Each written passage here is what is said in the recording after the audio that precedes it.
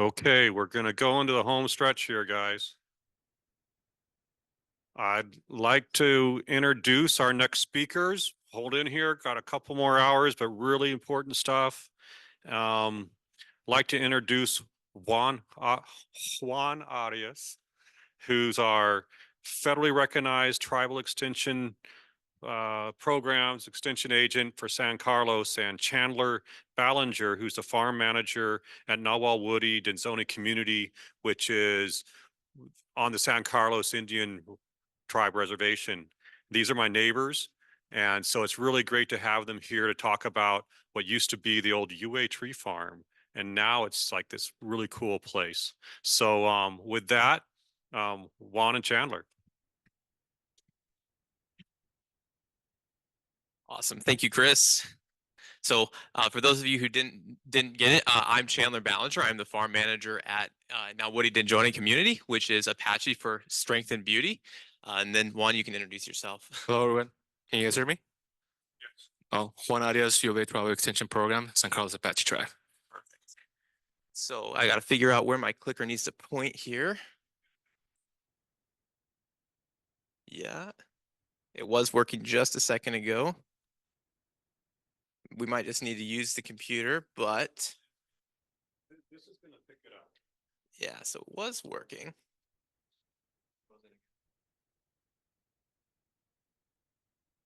Technical difficulties, just give us a second here. Perfect. See, Chris is just the master. I'm just a Padawan under his tutelage. This is great. Okay, so for the next slide, we are a 501c3 that operates on the San Carlos Apache Tribe. We've been providing revitalization services since early 2013 for the community there in San Carlos. This is our site on a map aerial shot. This is the 90-acre old tree farm, as the people in San Carlos call it. It used to produce Christmas trees back in the, I don't even know what years it would have been, long before I was alive. What's that? 70s. Yeah. Perfect. Maybe again. Juan, I might just have you just start pushing buttons. Okay, so we are located in a literal desert and the persistent poverty community. Low access to healthy, nutrient-dense food, low access to food in general. There's one grocery store on the whole 1.8 million acre reservation, to give you some context. So there is little to no fresh produce available in San Carlos ever. Basha's is the only grocery store on the reservation, and that's only stocked with fresh produce about 6 months out of the year. So the only food access is highly preserved food that has a really long shelf-stable life, which makes sense for, needing to get calorie needs. But just giving you some context, we are the only food producing farm on the reservation for local acquisition. So Juan, if you want to take this slide. Okay, before you guys trying to figure out why extension is involved, before NDC was created or started, we started a garden and detention center with the president from NDC, Bryce Barnes. So we started a garden reintroducing native crops, like a lot of you guys are talking about reintroducing native crops, trees, shrubs, everything. So we started this initiative to just encourage youth to learn about agriculture, to encourage them to reconnect to the land. It was started in 2013. And then from there, we moved to the tree farm and started growing native crops there, introducing new crops, and having the community learn, here, we can grow stuff here, it's possible. So when we inherited the site, it was burnt down completely, the building, and we used our relationship with the detention center to reconstruct the buildings that had been burnt down. So the inmates were able to work off some of their time by helping us construct the buildings and create a site that is now known as the Life Center. So this is a community space where people can come, put on workshops, participate in the workshops, host events. It's also where we work our 9 to 5 hours, even though it's completely different than 9 to 5. But that's what we do in that space. So our mission is cultivating community that enables personal holistic transformation. That's a huge umbrella for we grow a lot of food. So this is kind of a really great food chart that helped us kind of figure out what it is that we actually do. So we addressed the need of food insecurity, but we kind of started on this path backwards. We started by doing the education, the mentor promoter side of things, and then realized through COVID and all the issues that happened in that side of things that emergency food was super necessary for our community. COVID hit really, really hard in San Carlos, and there was no access to food at all. So we became a hub to start distributing food and do food rescues from different grocery stores and different people that were having a hard time moving their produce. We were able to go and acquire all of that and get it into the community, and which was a very rare thing because a lot of organizations were not allowed to do that. So we were fortunate enough to have the relationships with the tribe to get food into the community and actually get it utilized instead of it just going to spoilage. So our sustainability comes through partnerships. We really put an emphasis on collaboration and collaboration with people that are already in the community, already have established things there. Our current collaborators are the San Carlos Apache Hospital, Bashas, Nolines. There's all sorts of different local people that we are trying to build those relationships with. I'm not going to spend a lot of time on this because we are short on time, so we're just going to breeze through, but just know the foundations of our organization come through community partners, and we can't do anything without people in the community. Everything is worthless unless you have those relationships built. So start at that level and then work your way out. Yeah, one of the things that when I first started working in San Carlos Apache Tribe, there's a term called you graduate the 2-year term or the university level of relationships in communities like this. So one of the stories I always tell working in San Carlos, starting gardens, one of the stories going to a Head Start, we would like to start a garden, do a nutritional program, and then I never got feedback from the directors, never got feedback from the teachers. 2 years, a year and a half later, 2 years later, oh, you're still here. We can have a meeting, talk about what you can do for the community. And from there on, all the connections started. So they knew we were there to establish relationships, to support the community, to make something sustainable and reproducible. Next slide. One of the major things that we focus more on reconnecting the community to lost knowledge. And then in some of the pictures you see here, you see Apache red sugarcane. We planted Apache giant, and we've been planting Apache sunflower and Apache dipper. All the native traditional crops we're reintroducing in the community, saving seeds, and also teaching the youth how to plant these and the importance of it. And most importantly, they're easy to grow. They don't require a lot of nutrients. They're native to the area. Yeah, so some of the other things that we've grown into over the last 2 years since I've been a part of the organization is streamlining our direct to consumer and our direct to wholesale client just production models.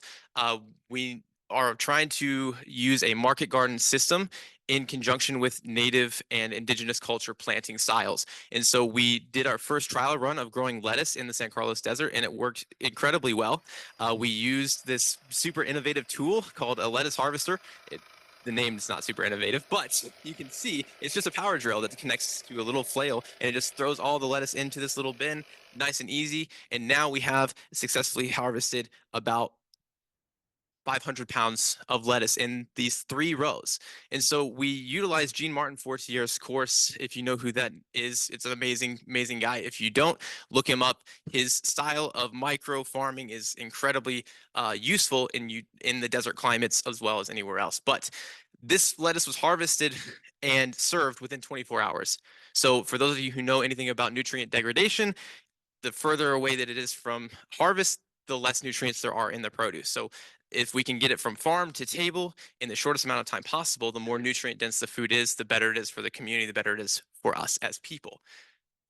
So we also did carrots this time we've done carrots at a micro level, but this time we harvested over 2,000 carrots, which sounds like a lot, but it's really just one full row, 100-foot bed, 30-inch spacing. And this was harvested and served in the San Carlos Apache healthcare system, their restaurant. And so that was, again, within the same 24 hours, it was harvested and served. And so this is how we are really addressing the need of food insecurity on a very practical, hands-on level. It's getting food into the local community as quickly as possible in the hands of people that need it the most, the people that are suffering under illness. And so we're using food as medicine. And that's part of this program that we have with the hospital.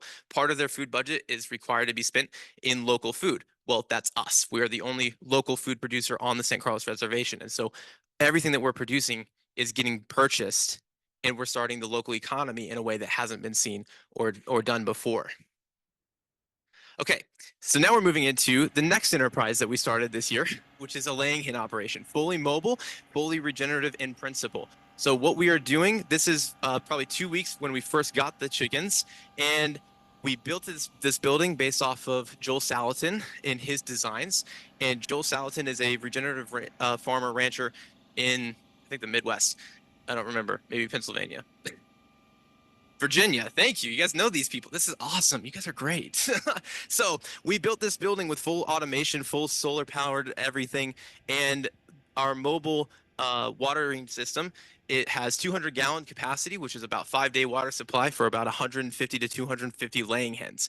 And so we are looking to expand that this year to 500 laying hens because of the community demand. There is no available protein source in the San Carlos community. Most of the ranchers there export all of their protein sources, which is okay. It's not a bad thing, but it creates an opportunity for us as a producer to meet the needs of our local community. And so we don't do anything without consulting the tribe and the people that are actually experiencing the day-to-day life. What is it like to live here? What do you need? And one of the things is nutrient-dense protein that's we can do something with. And so this is one of the ways that we're filling that need.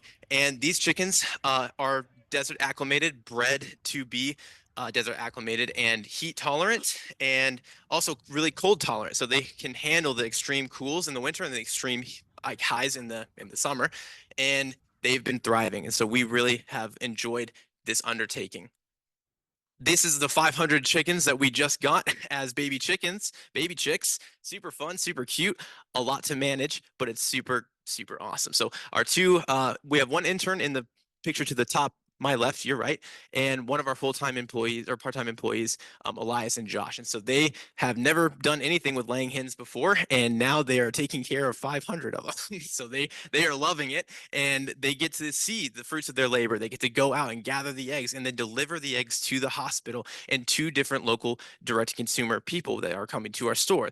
They are a part of the food system as a whole when they've never been a part of it ever. And so they're going from being whatever they've been doing in high school to, hey, I'm going to be a part of the local food system. And I'm going to be a part of something bigger than myself. And that wasn't their intention coming to us. They just wanted money. But now they have something to be proud of. I'm producing food for my neighbors. I'm producing food for somebody that's local. It's somebody next to me. And then we have our internship program. So we are a state inspected egg washing facility looking to become USDA inspected. Why? Because we're hoping to inspire local producers to do what we're doing, right? It's not necessarily something that's indigenous to the area or an indigenous practice, but it's a practical need. People need food, and they need nutrient dense food, and they need protein. And so it may not be, but the principles that we're adopting, they are indigenous and they are culturally relevant. And so there's a lot of community buy-in for this model of agriculture. So we'll continue on, but this is just a cool, fun slide where the interns come learn from our staff what it takes to actually be a state inspected facility, the things you have to do. And then we get to take those, the interns and the eggs to the hospital, which get used in that whole week. So they go through 2, 3, 4 cases of eggs a week. And so all of our eggs are already spoken for, and it's great. We just got sheep, so that's new. We have 90 acres that we're working on, and the landscapes are full of invasive grasses. So what can we do about invasive grasses? We're hoping that the Katahdin sheep will eventually take care of that for us. And then the way the sheep came about, hey, we have USDA folks that they have sheep. You want to work with sheep? So like, okay, let's do it. So establishing a relationship like that, we get new opportunities, new projects that we can work on. And at first we were a little bit skeptical, do we have the capacity to do that? But having the opportunity and the support from community and also the connections we have, like all of you guys are connected somehow, we hope that you guys can also support us. And if you guys have any tips, we're open to it. And then I approached Chandler and asked him, do you want sheep? No, I don't want sheep right now. And then he called me back a couple of days later. Sheep are still available? Yes, they are. And now they're here. Yes. Yes. So all of it is we grow into these things because we're given opportunities, and then the community supports it.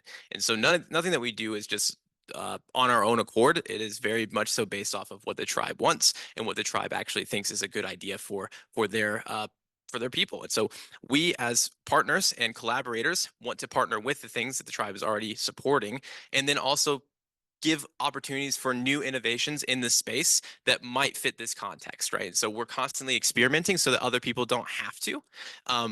That's why I love following the two presenters that we just heard from. This is an incredible path that Chris has laid before us, where all these principles just make sense and they are actually mimicking nature. So that'll lead us into the next couple of slides here. But these are the ewes being trained by our newest quote unquote shepherd, Elias. He's taking some of that ownership of that piece. He doesn't know anything about sheep. None of us do, but we're willing to try and do new things because there's a need, right? And that's what I think unifies all of us in this space is like, we can see the need, but we also have to do something about it, or just knowing about the need isn't enough, right? So we have to inspire people to take action. And how do we inspire people? Well, we have to do it, right? So we are the doers. We're the ones actually stepping in, boots on the ground. We're going to take a risk. We're going to try this. We don't know how the sheep are going to perform. We have inspiration from Navajo that sheep can do well, but we haven't seen them in San Carlos. So we are taking these first steps to try to help educate local ranchers to take responsibility for their landscapes in different ways. And if they want to see multiple enterprises stacking on top of each other, this is a way that you can reduce input costs and actually pay yourself to take care of your landscapes. Yes, 4 minutes. Got it. Here we go. You ready for this? Speed round. There's 6 key principles of soil health that I think a lot of us are aware of, but may not have the actual structure and just these little key bullet points. So know your context. Everything works in this space that's like universal, but there's contextual differences that you have to be aware of. And so in our arid landscapes, the way that I rotationally graze the sheep is going to look different than the farm that I'm from in Indiana. Okay. So we're going to give our land a year's worth of rest before we return to the same paddock, versus the farm that I'm from, we would give it like 6 months. Okay. So the context of how we apply these things is completely different, but the principles are universal. And so the speakers that I was had the privilege to listen to before me did a great job of saying, look at your landscape, look at what you have, and manage it accordingly. So do not disturb the soil is one of the best principles I think you can ever follow. In nature, there's no mechanical or chemical disturbances. I'm not saying that there's not a proper context. I'm not saying there's not some things that we have to use, but just understand that every time we use these things, they're a tool in our arsenal, but they are not the prescription. Okay. A 1 pass-through till every year is a prescription. Okay. And we can't prescribe how to fix the landscapes. People that came before us, long before us, have done this before, and they understand there are things to do and things not to do. Prescribing solutions is not the way, and it never has been. So you try things once and you see how it works, and then you adapt it slowly but surely over time to continue to build a sustainable future. Cover and build soil surface armor. We've clocked soil temperatures at 170 degrees at our farm because it's completely naked and bare to the elements. And the sun, you guys know this, the sun in Arizona kills, literally. It's killing all the microbiology and the microbial life. And so we need to build soil armor in order to protect the soils so that these living roots can actually stay alive longer, and we can increase water infiltration into our grounds and into our soils. Mix it up, add some diversity into the mix. Nature doesn't do monocrops. We do monocrops because it's easy, but nature never does. So I loved the idea of the multiple different levels to your enterprises. That makes sense, and nature affirms that. So if you ever just take a hike, when do you just see like just mesquite trees or just saguaros or just, you never do. It is always other plants around it. And so life inspires life, moisture inspires moisture, and the more infiltration we can get into our soils, the better the whole ecosystem will be. Keep a living root as long as possible. Inspire perennial growth, which also inspires non-invasive annuals. So if we can create the environment for our perennials to come back into the mix, specifically perennial grasses, we will automatically reduce the amount of pressure from our invasive grasses. I don't have time to go into all of this stuff. This is from the Soil Health Academy School. I went there multiple times. I've gone through this course 1,000 times, not really, but probably like 4, which is a lot. And these principles are amazing and they just work everywhere. It's just understanding that first concept, which is understanding your context. The last thing is growing healthy animals and soils together is, and this is for a ranching context, of course. If you don't have animals, these principles still work, but it works faster with animal context and animal integration. If you look at the landscapes and you look at all the way that migration history, animals have always come through landscapes and they always eat about 20% off the top and they move on. And so that's the most nutrient dense part of the plant, and they want that. And so that brings us to the last little bit, but we're pretty much out of time. So 1 minute left. What, can you guys hear me? you got this. So the most important thing, extension, focus on education. We got to reach the youth so we can get the support in the community, so we can have the elders and the leaders support these initiatives. And that's how we started in the beginning, from one garden, 20 by 20. Now we have several acres that we can work on, and I encourage you guys to do that. And these are some pictures of reaching over 120 youth every summer. Yeah, we service over 3,000, 4,000 families throughout the entire year, every year. And so we have an incredible reach with our programs and what we do. Thank you for your time and thank you for listening. And we believe we have everything we need in our current possession to do something. So start now, do something in your community. It doesn't take any acreage. It just takes a willingness to do it. So thank you for your time. Thank you. Thanks to all of our partners. Thank you. That is awesome. So much content. Wow. Wish we could have gave you a little more time to